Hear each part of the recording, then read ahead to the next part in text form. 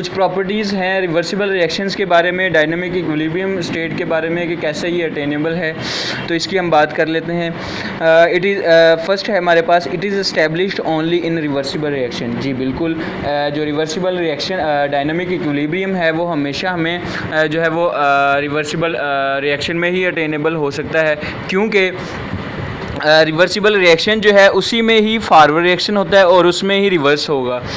चूँकि irreversible reaction में forward reaction होता है और उसके बाद रिएक्शन कंप्लीट हो जाता है, ख़त्म हो जाता है, तो उसमें हम इक्विलिब्रियम स्टेट नहीं हासिल कर सकते। ठीक है जी। और सेकंड पॉइंट है, इन reversible reaction at initial stage the rate of forward reaction is very fast and reverse reaction is taking place at negligible rate. बिल्कुल ठीक बात कर रहे हैं कि फॉरवर्ड रिएक्शन में स्टार्टिंग में इनिशियल स्टेज में क्या होता है कि हमारे पास टोटल जो है वो कैल्शियम कार्बोनेट मींस के रिएक्टेंट्स ही होते हैं, प्रोडक्ट तो अभी बनी नहीं है, क्योंकि रिएक्शन अभी स्टार्ट होने लगा है। तो रिएक्शन स्टार्ट होने लगा है उस वक्त हमारे पास प्रोडक्ट कोई नहीं है, जस्ट हमारे पास रिएक्टेंट्स हैं। तो इसलिए स्टार्टिंग रेट में हमें क्या मिलेगा कि फॉरवर्ड रिएक्शन वेरी फास्ट होगा, बहुत तेज़ होगा। ठीक है जी। लेकिन उसी टाइम अगर हम रिवर्स रिएक्शन को देखें तो रिवर्स रिएक्शन के पास अभी तक प्रोडक्ट नहीं आई, तो जिसकी वजह से वो रिएक्शन जो है वो स्लो होगा अभी। ठीक है जी। ऑलमोस्ट स्लो क्या, हम यही कह सकते हैं कि निग्लिजिबल होगा। ओके जी। थर्ड पॉइंट है, but later forward reaction slows down and reverse reaction जी, but later forward reaction slows and reverse reaction speed up. कैसे होगा?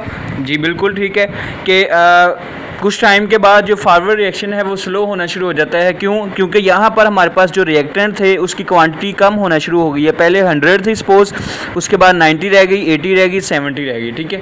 और उसी टाइम में कहता है कि कुछ टाइम के बाद ये जो हमारे पास रिवर्स रिएक्शन है ये स्पीड अप होना शुरू हो जाएगा। क्यों? क्योंकि पहले इसके पास क्वांटिटी 0 थी और उसके बाद ये क्या हो गई, बढ़ना शुरू हो गई, इसके पास क्वांटिटी ज़्यादा होना शुरू हो गई। 0 से 10, 20, 30, 40, 50 मीन्स इस तरह ज़्यादा क्वांटिटी होगी और ये स्पीड अप होना शुरू हो जाएगा। ठीक है जी। उसके बाद नेक्स्ट हम बात करते हैं, eventually both forward and reverse reactions attain the same rate, it is called dynamic equilibrium state.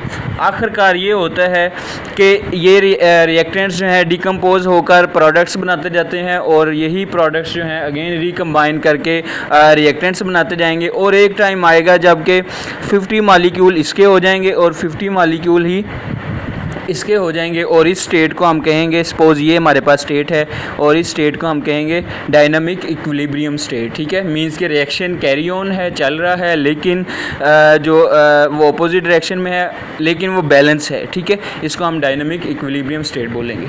ठीक है जी। नेक्स्ट हमारे पास कुछ मैक्रोस्कोपिक प्रॉपर्टीज़ हैं, करैक्टरिस्टिक्स हैं फॉरवर्ड एंड रिवर्स रिएक्शन की, उसको हम देख लेते हैं कि reactants react to form products. Forward reaction में बिल्कुल ऐसा ही होता है कि रिएक्टेंट्स जो हैं वो रिएक्ट करते हैं और प्रोडक्ट बनाते हैं, और रिवर्स रिएक्शन में क्या होता है कि प्रोडक्ट्स जो है वो रिएक्ट करती हैं या रिकम्बाइन करती हैं और रिएक्टेंट्स बनाती हैं। ठीक है जी। React to produce reactants. और फॉरवर्ड रिएक्शन में क्या होता है कि लेफ़्ट टू राइट मूव करता है और reverse reaction right to left move करता है। बिल्कुल ठीक है कि forward reaction left to right move कर रहा है और reverse reaction right to left move करेगा।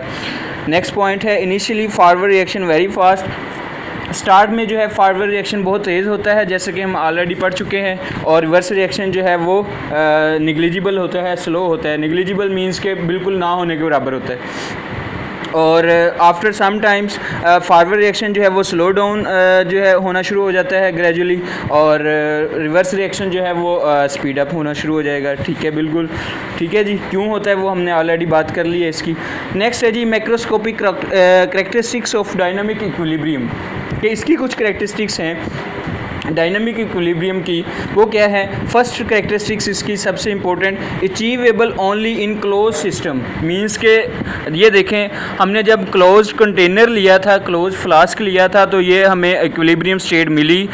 जब हमने ओपन फ्लास्क लिया तो ये क्या हुआ, कार्बन डाइऑक्साइड मूव कर गई थी और रिएक्शन स्टॉप हो गया था। ठीक है जी। यहाँ से कार्बन डाइऑक्साइड एस्केप कर गई थी, रिएक्शन स्टॉप हो गया, जिसकी वजह से ओपन सिस्टम में इक्विलिब्रियम स्टेट नहीं आ सकती, जस्ट किस में आएगी, क्लोज कंटेनर में। ओके जी। नेक्स्ट पॉइंट है, at equilibrium reactions do not stop forward and reverse reaction taking place on same rate but in opposite direction, बिल्कुल ठीक है, ये हम ऑलरेडी बात कर चुके हैं कि इक्विलिब्रियम स्टेट में रिएक्शन रुकता नहीं है, लेकिन फॉरवर्ड और रिवर्स रिएक्शन सेम रेट पे हो रहे होते हैं। सेम रेट मीन्स कि जितनी क्वांटिटी में रिएक्टेंट्स डिकम्पोज होंगे, प्रोडक्ट्स बनाएंगे, उतनी ही क्वांटिटी में प्रोडक्ट्स जो है अगेन रिकम्बाइन करके क्या बना देंगे, रिएक्टेंट्स। ठीक है जी, ये हमारे पास ये सेम पॉइंट आ गया। नेक्स्ट पॉइंट है the amount concentration of reactants and products do not change, even physical properties like color density etc remains same। ठीक है जी, रिएक्टेंट्स जो हैं वो अमाउंट कॉन्सेंट्रेशन रिएक्टेंट्स और प्रोडक्ट्स की सेम रहती है, चेंज नहीं होती, क्योंकि क्लोज कंटेनर में हो रहा है, बाहर से कोई चीज़ एंटर नहीं हो सकती और अंदर से कोई बाहर नहीं जा सकती, इसलिए रिएक्टेंट्स और प्रोडक्ट्स की क्वांटिटी कंसेंट्रेशन अमाउंट जो है वो सेम रहती है। ठीक है जी, ये पॉइंट भी हमारे पास।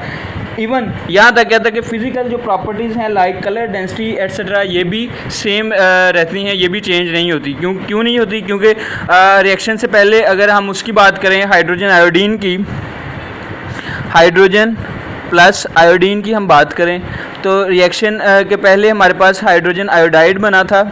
ठीक है जी, तो रिएक्शन से पहले ये पर्पल कलर का था, जब रिएक्शन हुआ तो ये कलरलेस हो गया। सिमिलरली जब ये डिकम्पोज होगा तो ये पर्पल कलर का हो जाएगा और कलरलेस ख़त्म हो जाएगा। ठीक है जी, इस तरह ये हम इसकी बात कर सकते हैं कि कलर भी वो सेम रहता है, वो भी ये नहीं होगा कि पर्पल कलर से वो रेड हो जाएगा। ठीक है, इस तरह नहीं होगा। ओके जी, नेक्स्ट पॉइंट है it attainable from either way starting from reactants or products. हम इसको किसी भी साइड से अटेन कर सकते हैं, इक्विलिब्रियम स्टेट को हम किसी भी साइड से अटेन कर सकते हैं। रिएक्टेंट से हम बेशक स्टार्ट कर ले या इस प्रोडक्ट की तरफ, अगर हमारे पास ऑलरेडी प्रोडक्ट हैं, रिएक्टेंट्स नहीं है, तो हम प्रोडक्ट से इधर से स्टार्ट कर लेंगे। ठीक है, इनको रिकम्बाइन करवाएंगे और ये हमारे पास कैल्शियम कार्बोनेट बन जाएगा।